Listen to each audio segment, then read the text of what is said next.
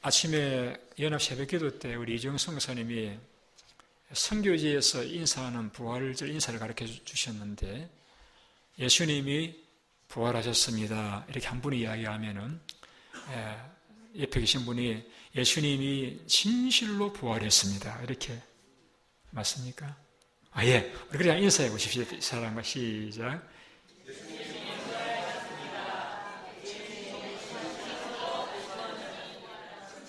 예. 오늘 참 날도 덥지도 않고 춥지도 않고 또 이게 좋은 봄날에 예수님 부활하셔서 더 우리 마음이 기쁘고 행복합니다. 오늘 저는 여러분들에게 우리가 왜 부활에 대하여서 중요하게 생각해야 되느냐 하는 것을 좀 제가 말씀을 드리려고 합니다. 여러분 대부분이 이제 오랫동안 교회를 나오신 분들이시기 때문에 여러분들은 예수님 부활을 믿으십니다. 예, 예수님 부활을 믿으십니다. 예수님 부활을 이미 내가 믿고 있는데 또 뭐 부활에 대해서 설교를 드려야 되는가 여러분 생각하실지 모르겠는데, 우리가 예수님의 부활을 믿는 것이 어떠한 의미가 있는 것인지, 얼마나 중요한 것인지를 생각해 보고자 합니다. 여러분 다른 종교에는 부활이 없습니다. 인도에서 석가모니의 그 뼈라 그래야 되겠죠, 그죠? 뼈다귀는 아니고 뼈가 발견되었는데 사람들이 막 흥분해가지고 그 앞에 와서 절을 하고 이렇게 야단을 법석을 떨었는데, 지나가는 선교사님이 그런 말을 했다고 이렇게 이야기하죠. 예수님의 뼈가 발견되었으면은 기독교는 무너지고 말았을 것이다. 예. 그 말씀은 우리 기독교는 예수님의 부활 위에 세워져 있다, 그렇게 말씀할 수 있습니다. 그만큼 이 부활이 우리 기독교를 무너지게 할 수도 있고 일으키기도 할 수 있는 그러한 중요한 것이라는 것이죠. 부활의 의미가 기독교를 무너지게 할 수도 있고 일으키기도 할 수 있는 그만큼 중요한 것이라는 것이죠. 왜 부활이 그렇게 중요한 것이냐? 우리 한번 3절을 읽어보시겠습니다. 3절 말씀 띄워주세요. 같이 한번 읽어보시겠습니다. 시작. 내가 받은 것을 너희에게 선하였노니 이는 성경대로 그리스도께서 우리 죄를 위하여 죽으시고. 여러분 잘 아시는 대로 에덴 동산에서 아담과 하와는 죽지 않을 그런 몸으로 살았던 사람들이죠. 영생할 수 있는 그러한 장소가 에덴 동산이었습니다. 그런데 여러분, 아담과 하와가 왜 죽었죠? 한마디에 말하면 죄를 지었기 때문에 죽게 되어진 것입니다. 여러분, 우리가 왜 죽게 되죠? 나이 많아서 죽게 되는 것입니까? 아니요. 우리가 지은 죄 때문에 우리는 죽는 것입니다. 아담도 그가 지은 죄 때문에 죽었고, 우리가 죽는 이유도 한 가지입니다. 우리가 지은 죄 때문에 죽는 것입니다. 근데 여러분, 만일에 우리의 죄 문제가 해결된다라고 하면은 우리는 안 죽겠습니까? 여러분 그걸 잘 모르시네요. 제가 성경을 읽어드릴게요. 예수는 우리 범죄함을 위해서 내어준 바 되고 우리를 어렵다 하심을 위해서 살아나셨느니라. 예수님이 부활하셨다라고 하는 것은 우리를 이제는 죄가 없는 자, 의로운 자, 깨끗한 자라고 하는 인정이 무엇이냐? 예수님이 부활하시는 것이라는 것입니다.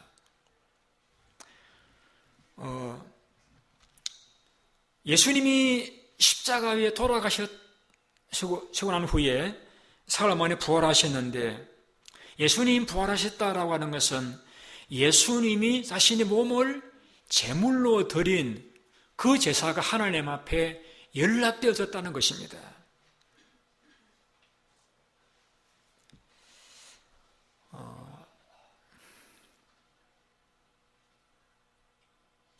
그래서 우리의 의롭다 하심을 위해서 살아나셨느니라 한 말씀은, 주님이 죽으셨던 것은 주님이 죄가 있으셔서 죽으신 것은 아니고 우리 모든 인류의 죄를 짊어지고 죽으셨습니다.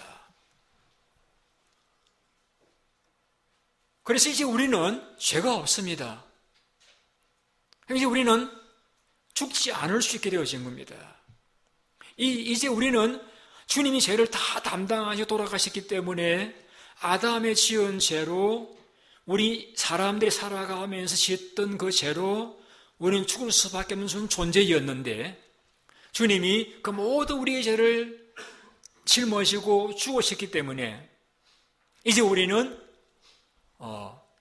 죄가 없는 자와 같이, 깨끗한 자와 같이 되어진 것입니다. 그래서 로마 4장 25절에 예수님 우리의 범죄함을 위해서 내어짐이 되고 우리 의롭다 하심을 위해서 살아나셨느니라, 우리를 의롭다는 인정을 위해서 살아나셨다는 것입니다. 즉 주님이 부활하셨다는 것은 이제 우리는 주님이 우리 죄를 위해서 죽으심으로써 우리의 죄가 맑게 깨끗하게 다 씻겨졌다는 증거가 무엇이냐? 예수님이 살아나셨다는 것입니다. 예수님 부활하심으로 주님이 자신의 몸을 들여서 드린 제사가 하나님 앞에 연락되어졌고, 그 결과로 우리의 모든 죄는 다 사해졌고 이제 우리는 살아난 자가 되어졌다는 것입니다. 예수님이 부활하신 것은 예수님만 부활하신 것이 아니라 예수님은 부활의 첫 열매입니다. 첫 열매라는 이야기는 둘째도 있고 셋째도 있고 넷째도 있다는 뜻이죠. 그죠? 예수님 부활하셨다는 것은 이제 저도 여러분들도 죽지 않고 다시 살아날 수 있는, 부활할 수 있는 그러한 복을 받은 자가 되어졌다는 증거가 무엇이냐면 예수님의 부활이라는 것입니다. 제가 설명이 좀 여러분 이해가 되는지 모르겠는데요.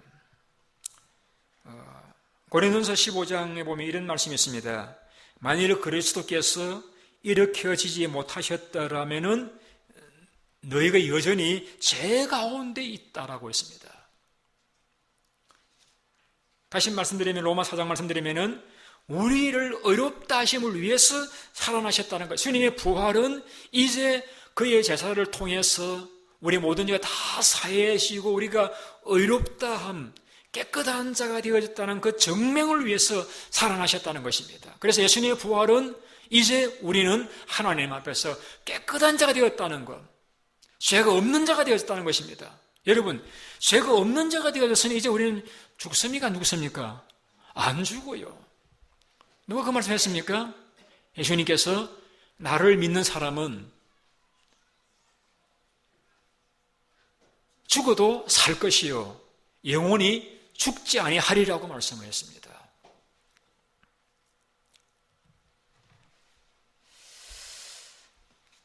조금 설명 더 드릴게요. 2절을 같이 읽어보시겠습니다. 2절 말씀 띄워주세요. 같이 읽어보십니다. 시작.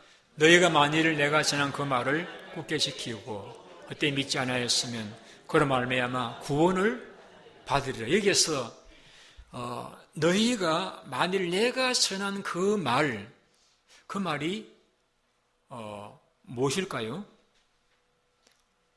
예수를 믿는 사람은 죽어도 산다. 예수님은 죽은 자 가운데서 살아나셨다라고 하는 예수님 부활의 메시지입니다.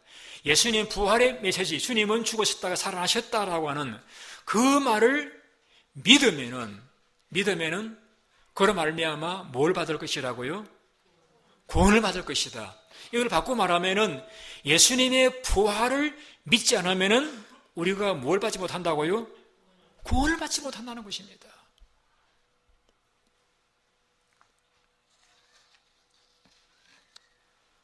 예수님 부활을 내가 믿느냐 안 믿느냐라고 하는 것은 내가 구원을 받느냐 못 받느냐의 결과를 가져온다는 것입니다.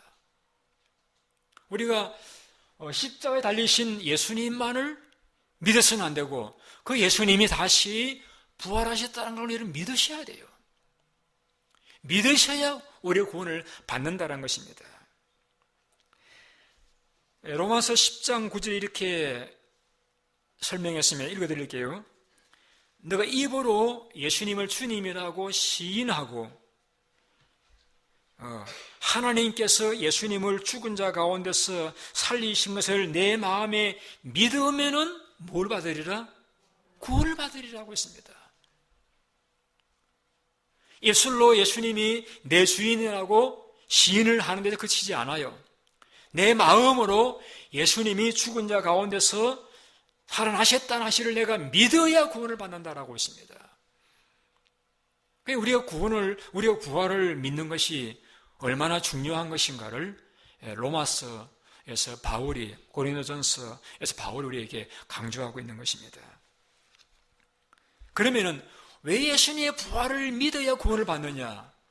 예수님 부활을 믿는다는 것은 어떤 의미를 가지고 있는가 하면은 예수님 부활을 믿는다는 것은 예수님은 돌아가셨다는 것을 믿는 것입니다. 그렇잖아요. 돌아가셨기 때문에 부활이 있잖아요. 내가 예수님 부활을 믿는다는 것은 예수님이 돌아가셨다는 걸 내가 믿는 것이고, 또 예수님은 죄가 없으신데 우리의 죄를 대신해서 돌아가셨다는 걸 믿는 것이 예수를 믿는 것이랍니다. 그래서 주님이 돌아가심으로 내 모든 죄가 다 용서되어졌다는 것을 우리는 믿습니다. 그래서 내가 예수님 부활을 믿는다는 것은 그분은 죄가 없으신 분이로되 내 죄를 인해서 죽으셨고, 그래서 이제는 나의 모든 죄는 다 용서를 받았고, 이것이 이제 함축해서 표현된 말이 뭐냐면은 내 마음에 예수님이 죽은 자 가운데서 살리신 것을 믿으면, 이런 예수님의 부활을 믿는다는 말씀은 나를 위해서 죽으셨고 나는 모든 죄를 용서받았다라고 하는 그것을 함축하고 있는 의미가 예수님의 부활을 믿는다는 것입니다. 그러한 때에 우리에게 구원이 주어진다는 것입니다.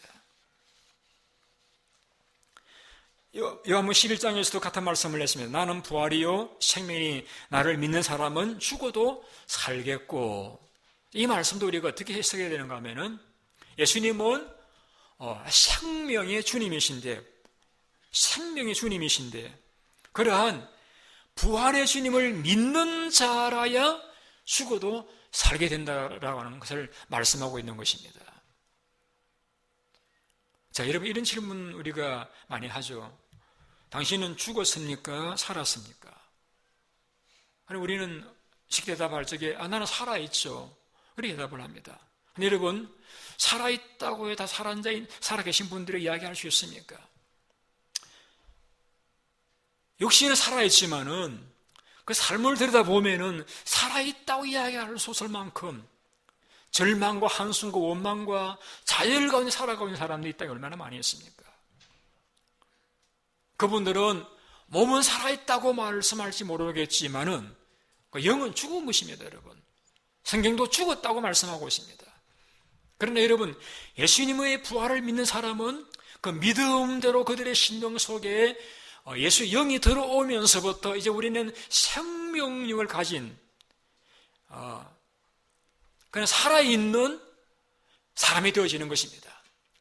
살아계신 주님이 내 속에 들어오시면서부터 이제 우리는 죄를 이길 수 있는, 또 절망을 극복할 수 있는 어두움을 헤쳐나갈 수 있는, 어려움을 뛰어넘을 수 있는 그런 생명력이 있는 부활의 능력의 사람으로 우리는 살아가게 되어지는 것입니다. 우리는 그런 사람을 살아있다고 말씀할 수가 있는 것입니다. 그래서 예수님의 부활을 믿는 사람, 그 부활의 주님께서 지금 우리의 마음속에 살아있는 영으로 들어와 계신다라고 믿는 그런 분, 지금도 하나님 우편에서 우리를 위해 기도해 주신 분이라고 믿는 사람은 죽지 않아요. 세상에 아무리 우리의 삶이 어려울지라도 그것 때문에 짓눌려 죽지 않아요. 아무리 힘든 일이 있어 그것 때문에 좌절하거나 자살하거나 죽지 않아요. 왜? 주님이 살아계시니까. 그 주님의 능력, 우리는 살아있는, 답답한 상황에서도 찬송할 수 있고 감사할 수 있고 능력에 살아갈 수 있는 살아있는 자가 되어지는 것입니다. 그러니 약속에서 나는 부활이요 생명이 나를 믿는 사람은 죽어도 산다라고 했습니다. 여러분 옆사람에 물어보십시오. 살아계십니까? 죽었습니까?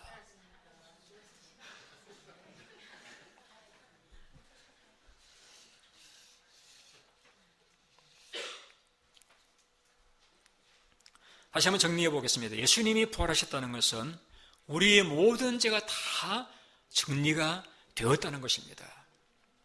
구약시대에 제물을 드리는데 이 제물이 흠이 있으면은, 예를 들면 가인같이 흠이 있는 제물을 드렸으면은 그 제물이 연락되지를 않습니다.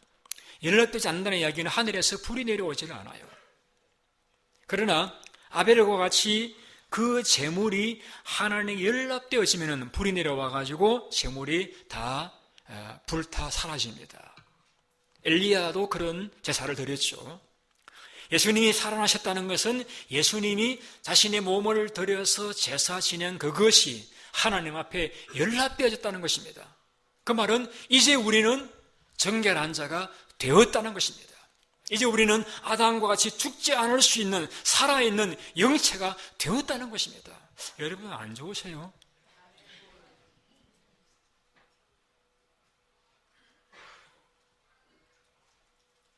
우리는 다른 건 몰라도 예수님 부활을 믿으셔야 됩니다. 왜? 예수님의 부활을 믿는 자가 나를 살리겠음을 믿으면은 구원을 받으리라고 말씀하셨기 때문에, 그분 나를 위해 돌아가셨고 나의 모든 죄가 사해졌고 하나님이 주님을 받으심으로 이제 우리는 의롭게 되어졌다라고 하는 그런 부활을, 그런 은혜 부활을 믿는 사람은 구원을 받습니다. 후에 훗날의 구원을 받을 것이 아니라 지금 우리의 삶 가운데서 구원을 받습니다. 그래서 우리는 마귀로부터 승리하게 되어지고 죄를 통제할 수 있게 되어지고 어려움을 이겨나갈 수 있는 구원받은 자로서 살아있는 그런 생명력이 있는 성도의 삶을 살아가게 되어지는 것입니다.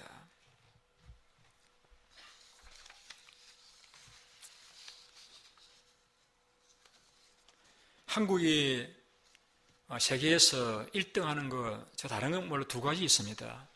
뭔지 아세요? 자살률, 이혼율.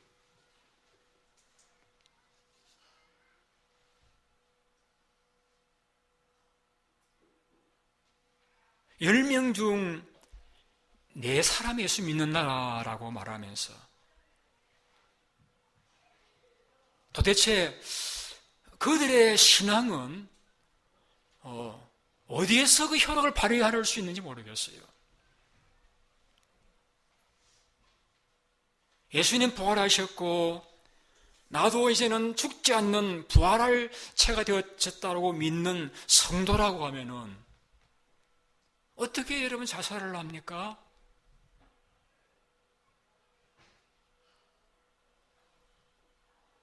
그분들은 부활신앙의 소유자가 아니에요, 여러분. 어떤 물질의 복을 받기 위해서 교회를 나오거나 병 고치기 위해 교회를 나왔을지는 모르지만은 예수의 부활을 믿는 사람 아니에요.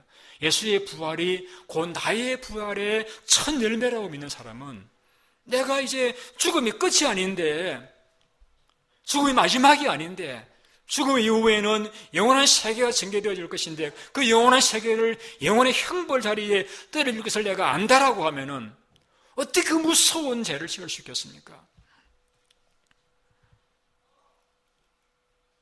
그럴 수가 없죠. 그래 오늘날 여러분의 신앙이 어떤 기복주의적인 그런 신앙, 그래 이 땅 위에서 내가 복받고 살기 위해서 예수 믿는 그러한 데 불과한 신앙으로 그친다라고 하면은, 여러분들도 더 어려우시면은 죽을까? 그런 생각을 따라갈지도 모르겠어요. 여러분, 우리는 이제는 죽지 않습니다. 여러분, 안 죽어요. 예수님이 약속했잖아요. 죽어도 산다라고 했잖아요. 죽음은 영원한 세계의 출발입니다. 여러분, 그 영원한 세계를 엄부에 떨어져서 그 고통 가운데 우리가 영혼을 보낼 거 생각하면은 어떻게 그런 삶을, 그런 결정을 할 수 있겠습니까?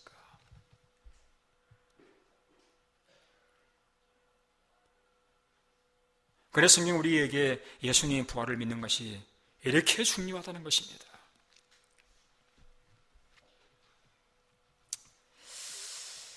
자, 우리 3절을 같이 읽어보시겠습니다. 3절 같이 읽습니다. 시작.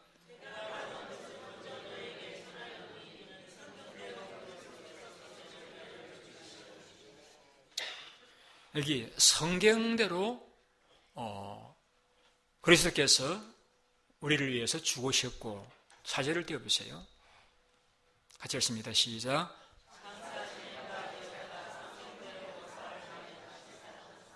여러분, 예수님의 죽으심과 부활을 설명할 적에 바울이 왜 성경대로 죽으셨고 성경대로 사셨다고 말씀하고 있습니까? 이게 성경대로는 말씀 어떤 의미입니까? 여기 성경은 신약이다, 구약이다, 뭘까요? 구약입니다. 저 구약이라는 말씀은 구약의 예언대로 주님이 죽으셨고 영원하셨던 대로 살아나셨다는 이야기죠. 여러분, 구약에서 하나님께서 예수님이 죽으실 것이고 부활하실 것이 예언하셨다는 것은 예수님의 죽으심과 부활이 우연한 해프닝이 아니라 수천 년 전부터 하나님의 계획 가운데 있었던 역사적인 사실이라는 것입니다.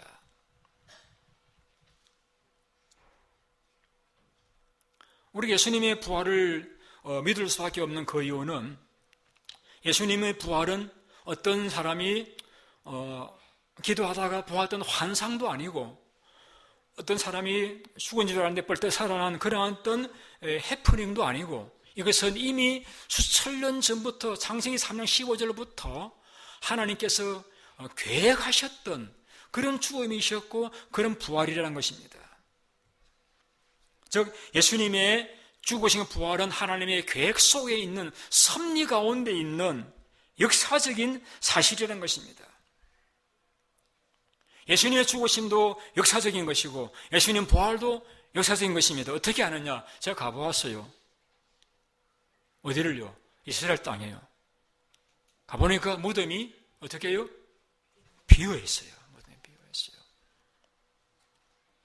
되게 사람들은 무덤을 자랑하잖아요. 크게 짓거나 아름답게 지어서 자랑을 하는데, 예수님 무덤이 비어있어요. 왜? 예수님이 부활하셨으니까. 여러분, 예수님 무덤이 비어있는 건 누가 제일 먼저 보았습니까? 제자들, 마리아 사모하는 사람들, 가장 먼저 발견한 사람이 여인들, 그 다음에 제자들이었잖아요. 가장 주님을 사랑하는 그들이 주님의 희생을 훔쳐갈 리가 만무하잖아요. 그들도 빈 무덤을 보고 깜짝 놀랐습니다. 왜? 무덤이 비어 있으니까. 당시 세계 최강 부대에 있던 로마 군병들이 지키고 있던 무덤입니다. 누구도 훔쳐갈 수 없는, 만일 로마 군병이 지키고 있는 그 무덤의 시신을 탈취당하게 되어지면 자기가 죽어요. 생명 걸고 지키던 것이 무덤입니다. 그런데 군인들은 사라져버리고 없고 무덤은 비어 있습니다. 저도 뒷무덤을 가 보았습니다. 예수님 죽으심은 역사에 기록되어지고 있는 사실입니다. 지금도 그 무덤을 우리는 빈무덤밖에는 발견할 수 없는 역사의 사실입니다. 예수님 죽음은 사실입니다.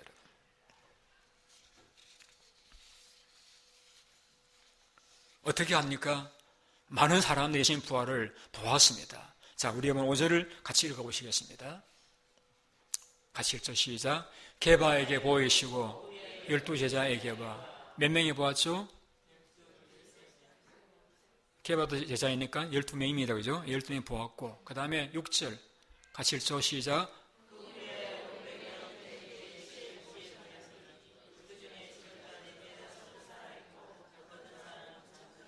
자, 몇 명이 보았죠?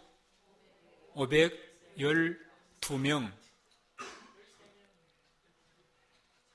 베드로 제자니까, 예, 계산 상수 잘 하시죠? 12명.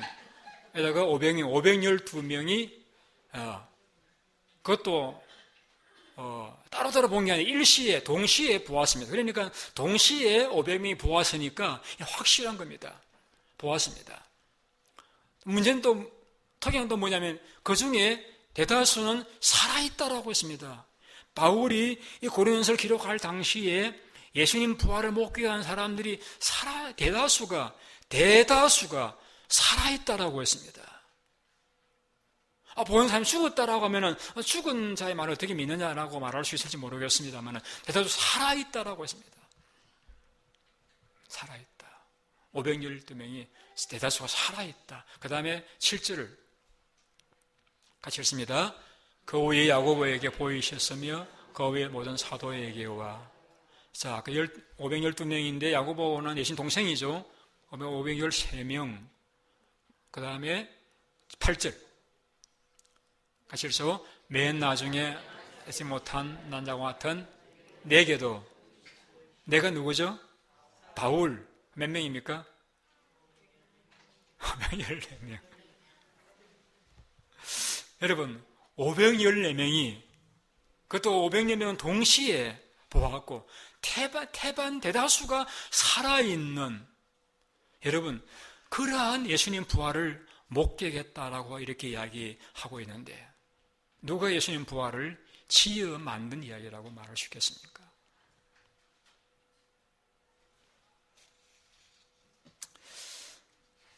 여러분, 예수님이 부활하신 것이 확실하다. 제가 한 가지 더 말씀드릴게요. 예수님이 십자가 위에 달렸을 적에 십자가 곁에 제자 가운데 누가 있었죠? 요한. 나머지 다 어디 갔죠? 다 도망갔죠. 왜 도망갔습니까? 안 죽으려고. 그런데 여러분, 사도행전을 시작하면서 보면은 도망갔던 베드로가 담대히 나가서 예수님을 전합니다. 그런데 뭘 전했느냐 하면 예수님이 부활하셨다고 전합니다. 여러분, 초대교회 사도들의 전도의 설교의 제목은 예수의 죽으심과 부활입니다. 그러니까 잡아다가 매를 치고 다시는 전도하지 말라 그러니까 우리가 당신 말 듣는 것이 하나님 말씀 듣는 것보다 옳은가 스스로 판단해 보아라. 우리는 보고 들은 것을 전하지 아니할 수 없다라고 했습니다.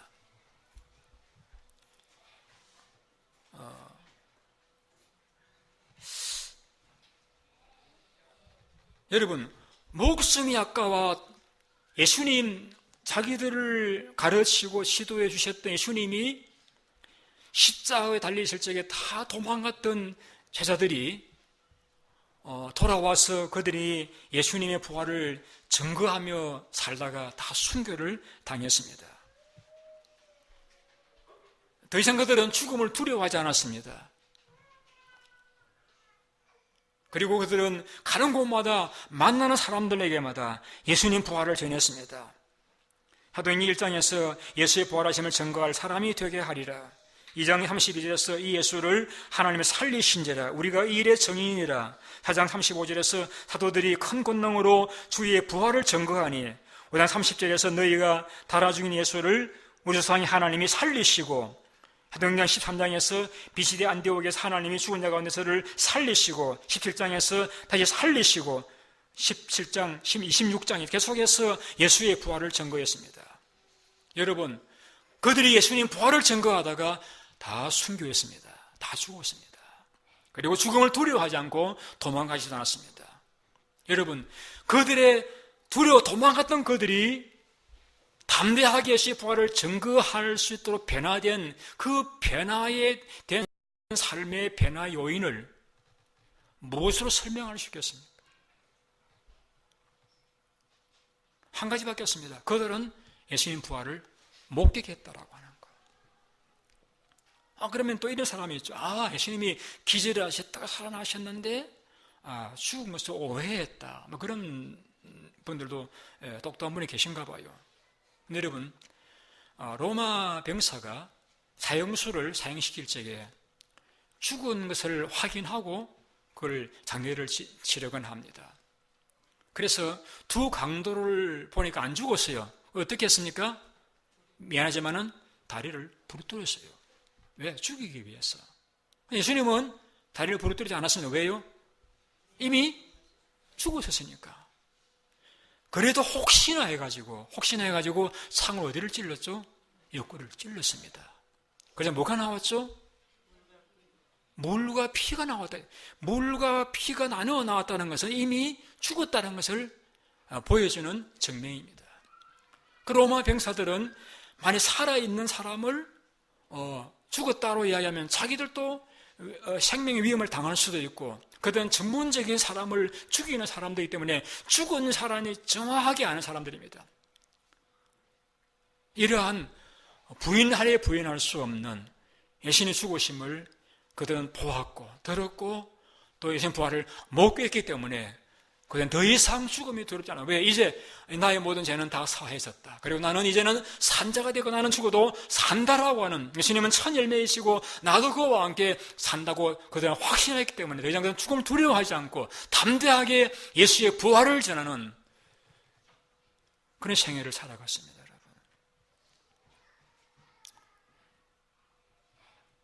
여러분, 예수님 부활을 전하지 못하신다라고 하면은 어쩌면 여러분들이 아직도 예수의 부활을 희미하게 알고 계시거나 예수의 부활의 의미가 얼마나 우리에게 중요한 것인지를 잘 모르시기 때문일 수 있을 것입니다.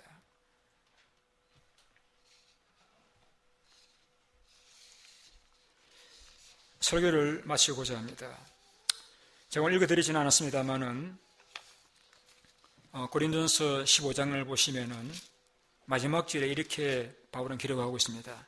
그러므로 사랑하는 제자들아, 견실하고 흔들리지 말고 항상 주 일에 더욱 힘쓰는 자들이더라. 이 너희 수고와 주 안에서 헛되지 않은 줄 알미라.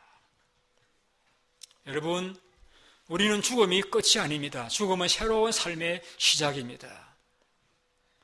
여러분, 이 땅 위에 우리가 호흡하고 살아있다는 것은 새벽에 우리 성경사님 말씀하신 것과 같이 이 복음을 전하라고, 그리고 주를 위해서 충성하라고 우리를 살려두고 계시는 것입니다. 여러분, 세상의 모든 것들은 다 우리가 주님 앞에 갈 적에 가져갈 수 없습니다. 그러나 두 가지 가져갑니다. 한 가지는 내가 얼마나 복음을 전하여서 그들을 주님의 자로 삼으셨는가. 또 한 가지는 내가 얼마나 주님 앞에 사랑을 드렸는가, 충성하였는가. 우리의 주를 위해 충성한 사랑의 흔적들이 또 내가 전하여서 주님의 자로 삼았던 그 이름들을 우리는 가지고 주님 앞에 갈 것입니다. 예수님 부활하셨습니다. 여러분, 우리가 예수님 부활을 믿으신다라고 하면은 여러분 이제 죽음을 두려워하지 마시고 예수님 부활하신 주님께 지금 우리의 마음 속에 영으로 들어와 계십니다. 그래서 우리에게 부활의 능력을 주셔서 우리 죄를 이길 수 있게 하시고 낙심하지 않고 충성할 수 있게 하시고 주를 위해서 충성하고 충성해도 더 충성하고 싶은 그런 마음이 일어나게 하시고, 그렇게 미운 사람도 사랑할 수 있게 우리 마음을 변화시켜 주시는 그 부활의 능력이 여러분들의 심령 속에 함께 하시길 바랍니다. 여러분, 우리가 주님 앞에 다음 순서로 예물을 드릴 터인데, 여러분, 이 영광된 부활의 주님의 그 의미를 우리가 깨닫으신다라고 하면은 여러분, 주님 앞에 예물을 좀 정성껏 드리시기를 바랍니다. 여러분, 예수님 부활이 얼마나 우리에게 얼마나 감격스러운 일입니까? 우리 주님 앞에 내 물질도 내 시간도 이 몸도 들여서 주님 앞에 충성 다하시다가 다시 출발하시는 그때에 주님 앞에서, 하나님 앞에서 잘했다, 착하고 충성된 종아 라고 인정받으시는 여러분 모두가 되시기를 주님의 이름으로 축원드립니다. 기도하겠습니다.